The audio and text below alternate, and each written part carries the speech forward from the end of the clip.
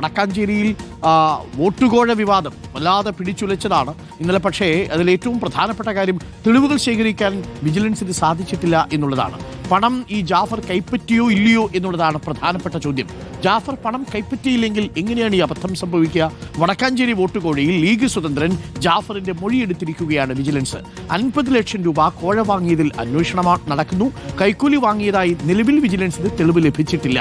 ജാഫർ ഇപ്പോഴും നിൽക്കുന്നത് താൻ 1 രൂപ പോലും പണം വാങ്ങിയിട്ടില്ല എന്ന നിലപാടിലാണ്. വിജിലൻസിന്റെ പ്രാഥമിക അന്വേഷണ റിപ്പോർട്ട് ഇന്ന് സമർപ്പിക്കും. കേസെടുത്തുള്ള അന്വേഷണത്തിന് നിയമസാധ്യത പരിശോധിച്ച ശേഷമാണ് റിപ്പോർട്ട് സമർപ്പിക്കുക. അതേസമയം കോഴ വിവാദത്തിൽ CPM MLA-മാർക്ക് പങ്കുണ്ടെന്നാണ് കോൺഗ്രസിന്റെ നിലപാട്.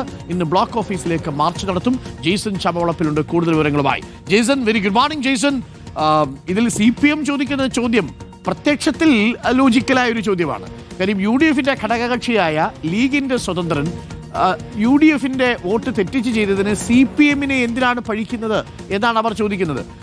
അവരതിന് വൈസ് പ്രസിഡന്റ് തെരഞ്ഞെടുപ്പിന്റെ കാര്യം കൂടി നമ്മളോട് ഇന്നലെ ചർച്ചയിൽ പറയുന്ന സാഹചര്യമുണ്ടായി. വൈസ് പ്രസിഡന്റിൽ LDF-ന്റെ തന്നെ ഒരു കൗൺസിലറുടെ വോട്ട് അസാധുവാക്കിയിട്ടുണ്ട്. അതിനെക്കുറിച്ച് അപ്പോൾ നിങ്ങൾ എന്താണ് പറയേണ്ടത് എന്നുകൂടി ചോദിക്കുന്നു.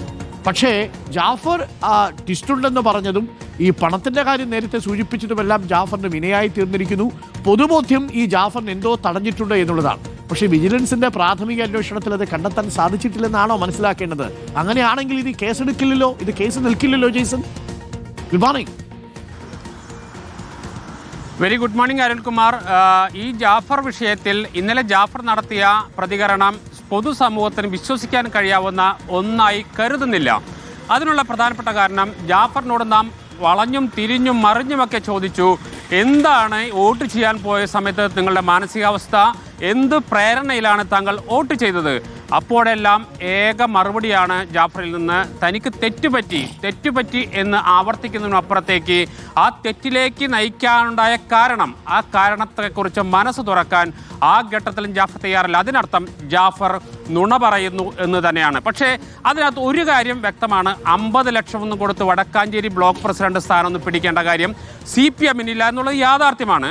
പക്ഷേ അതിനുമപ്പുറത്ത് ഒരു ഓഫർ ജാഫറിന് ലഭിച്ചിട്ടുണ്ട്, ഒരു ഡീൽ അവിടെ നടന്നിട്ടുണ്ട്.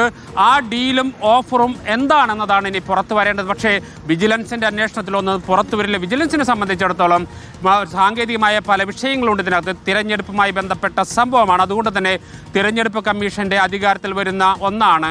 വിജിലൻസിന് നിയമപരമായി അതിനൊരു പരിധി വിട്ട് കടക്കാൻ കഴിയില്ല. മറ്റൊന്ന്, ഇത് തനിക്ക് ഓഫർ ലഭിച്ചു എന്ന് ജാഫർ പറയുമ്പോൾ അതിനുമപ്പുറത്തേക്ക് ഒരു തെളിവ് കണ്ടെത്തുക എന്നുള്ളത് നിലവിലെ സാഹചര്യത്തിൽ പ്രയാസമാണ്.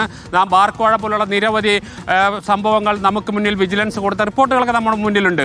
ഒരാൾ പറയുന്നു, പക്ഷെ ആ പറയുന്നതിന് ഉപോത്ഫലകമായി നിരവധി തെളിവുകൾ ശേഖരിക്കേണ്ടതുണ്ട്. ആ തെളിവുകൾ ലഭ്യമാവുക എന്നത് സാധ്യമല്ല. അതുകൊണ്ട് തന്നെ വിജിലൻസ് ഇക്കാര്യത്തിൽ കൊടുക്കാൻ പോകുന്ന റിപ്പോർട്ട് നിയമപരമായി ഇതിൽ കേസെടുക്കാൻ കഴിയില്ല എന്ന് തന്നെയായിരിക്കണം. കാരണം നിലവിലെ സാഹചര്യമൊക്കെ പരിശോധിക്കുമ്പോൾ അങ്ങനെയാണ്. പക്ഷേ ഇതിനകത്ത് പൊതുസമൂഹത്തെ ബോധ്യപ്പെടുത്തേണ്ട CPM-നും അതുപോലെ തന്നെ ജാഫറിനും പൊതുസമൂഹത്തെ ബോധ്യപ്പെടുത്തേണ്ട വളരെ പ്രധാനപ്പെട്ട കാര്യമുണ്ട്.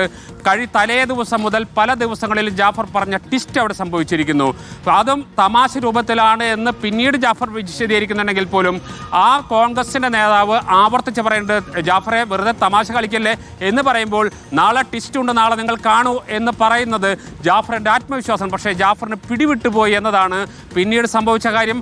അതുകൊണ്ട് തന്നെയാണ് ജാഫറിന് ആ സ്ഥാനം, വടക്കാഞ്ചേരി ബ്ലോക്ക് പഞ്ചായത്ത് കമ്മിറ്റി അംഗസ്ഥാനം രാജിവെക്കേണ്ടി വന്നത്.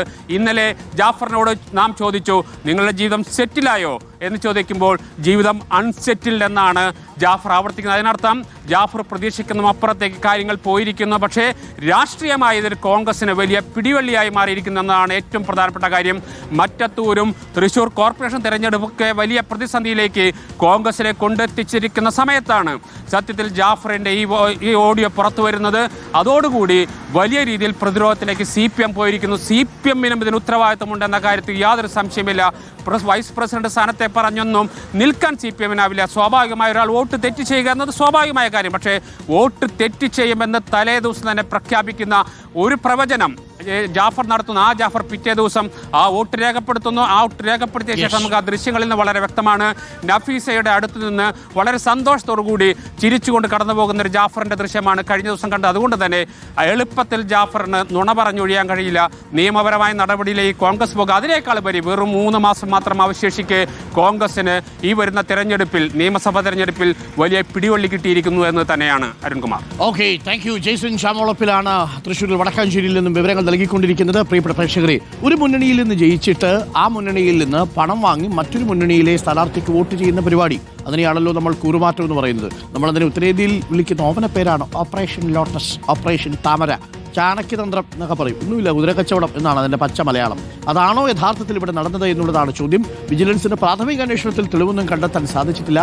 പണം കണ്ടെത്തിയത് അറിയണം, ഗൂഢാലോചന നടത്തിയത് കണ്ടെത്തണം. ഇതൊക്കെ കണ്ടെത്താനുള്ള സാഹചര്യം ഒരുങ്ങുന്നു എന്നുള്ളതാണ്. പക്ഷേ അന്വേഷണത്തിൻ്റെ പ്രാഥമിക ഘട്ടം റിപ്പോർട്ടിൽ ജാഫർ പണം വാങ്ങിയതായി കണ്ടെത്തിയിട്ടില്ല. അങ്ങനെയാണെങ്കിൽ ഇനി കേസ് എടുക്കുമോ എന്നതാണ് അറിയേണ്ടത്.